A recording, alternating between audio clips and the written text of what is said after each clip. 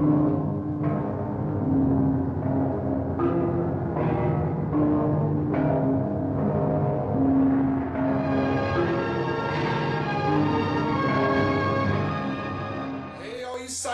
and retro nerds, it's Tommy the Hammer hanging out with my good buddy Adam McDoogleez. Happy Halloween, everybody! That's right, it's October here on Neon Trash. You guys know this, we've been watching non-stop scary movies, horror movies, exploitation movies. Tonight is Adam's choice for the horror movie, Doogleez. Lay it on the audience. What are we watching tonight, man? Well, it's a movie that I've been wanting to review with Tom for quite some time. It's actually a rare, under-the-radar Hammer horror film from the 1950s called The Abominable Snowman of the Himalayas. Whoa! I actually got this at Retro Invasion Weekend over the summer. The funny thing is that I first saw this movie many years ago on Turner Classic Movies, and it's one of those movies that I was never able to find anywhere. Like, the best I could do was, like, you know, some super expensive Region 2 on Amazon and all that. Oh, wow. That's why when I finally saw this movie at that convention, my eyeballs just popped out of my skull, because it's like, damn, it's this movie. And it just, I mean, it's a very interesting film. It's a very, you know, it's very unique for Hammer. I mean, it's like, it's a creature feature, but it's not like your typical creature feature.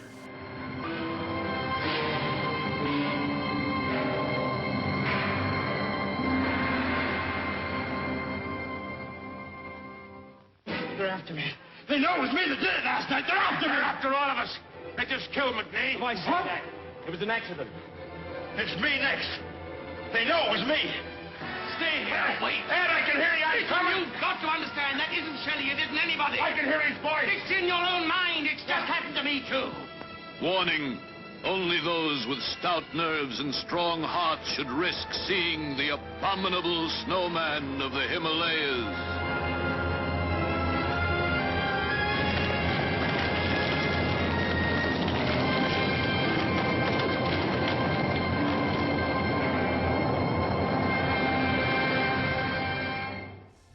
Unexpected treat. You know, with a movie like this, it's definitely snow themed. So yeah. Here we are, October. It feels a little out of place, and yet it doesn't. I debated, you know, bringing this movie over to watch during this time of year, because this is definitely more a movie to watch during the wintertime. It's just too good of a movie. I couldn't wait on it, and fuck it, it's Halloween. So. Yeah, and let's face it, you know, the concept of, you know, Bigfoot or a Yeti or the Abominable Snowman, that's not out of the realm of horror. No, not at all.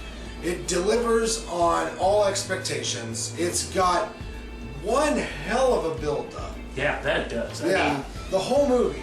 And it's a slow build-up. It might be too slow for some people, but, like, honestly, I mean, like, it works because it's how the fabric of the way that it rolls out. And if you follow our channel, you know that we've reviewed quite a few of Peter Cushing's movies. Yeah.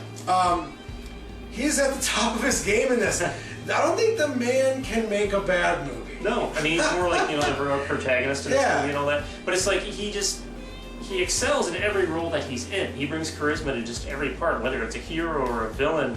He's a figurehead of Hammer horror movies. Yeah. So it was a treat watching this movie. I had never heard of it or really seen anything about this before. And when it comes down to, you know, Bigfoot, Yeti, Abominable Snowman themed horror movies, there's not a lot of them. No. Well, I think The Abominable Snowman of the Himalayas is a solid entry into that creature features genre. You know, is it my favorite Peter Cushing movie? Maybe not. But it's a damn good one. Oh, yeah. Okay? Yeah. His Frankenstein is hard to top. Oh, yeah. He is my favorite Frankenstein, too. You mean Dr. Frankenstein, by the way. We gotta give a star count. For me, out of 10 stars, Abominable Snowman of the Himalayas gets a solid 7 out of 10.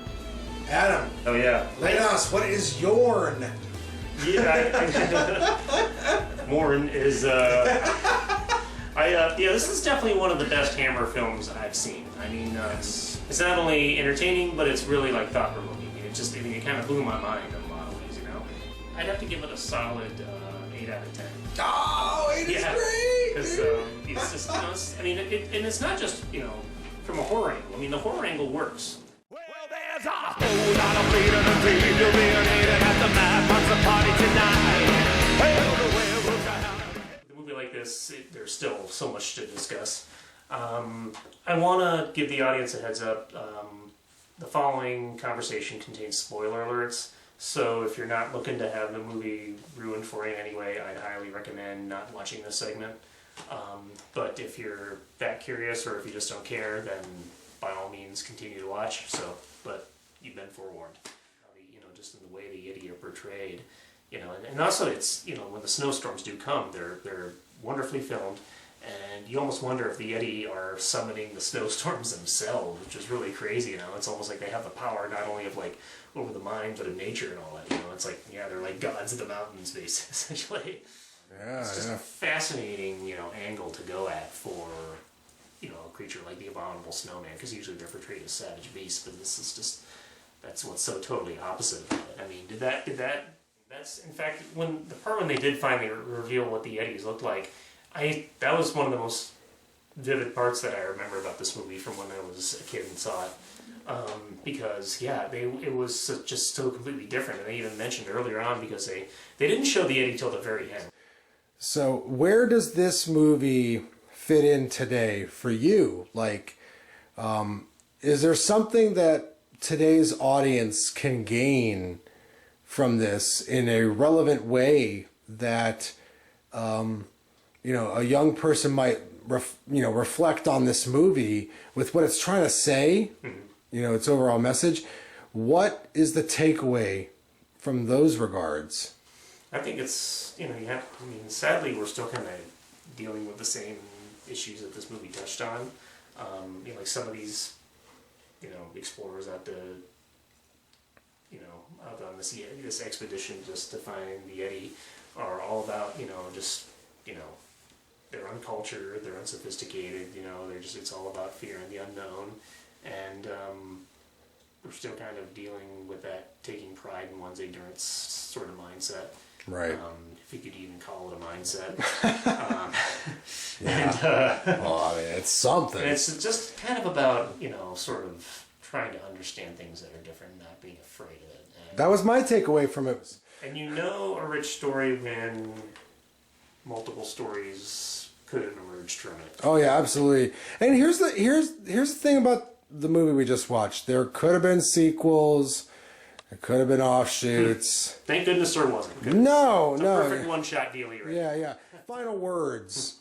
We've kind of beat this dead horse, but right. Hey, if any of you motherfuckers that are sticking with us with this review. Yeah, if you're still into it, then you should still definitely watch this movie, because it might open up your mind the same way ours has been by watching it. So what are your final thoughts? Just like we are right now. What are your final thoughts on this movie? As a Peter Cushing movie, as a Hammer movie, and as a creature feature? Good Peter Cushing movie, great Hammer movie, great creature feature. Wowzers. I mean, it's so unique. I mean, it's still very much a Hammer movie in terms of style and presentation, but it's so unique with what it does outside of the normal Hammer formula, which is a good formula, by the way, but it's every once in a while it's nice to do something different too, and this is really different. And not only for a Hammer movie, but for a creature features, specifically as we were talking about before with, Bigfoot, Abominable Snowman, type of genre. This is easily, I would say, the best of those type of movies, specifically for this, type of creature, because it just takes it to its ultimate concept, and I don't know, outside of this movie, what more you could do with, those type of monsters, the Bigfoot. Yeah, like I never thought that the Abominable Snowman would be contemplated so deeply. Yeah. Who would have thought, right? Who would have thought? Yeah. So I guess that's right there. We have it. That's our final words on this movie. It's unexpectedly deep. Yes, very deep.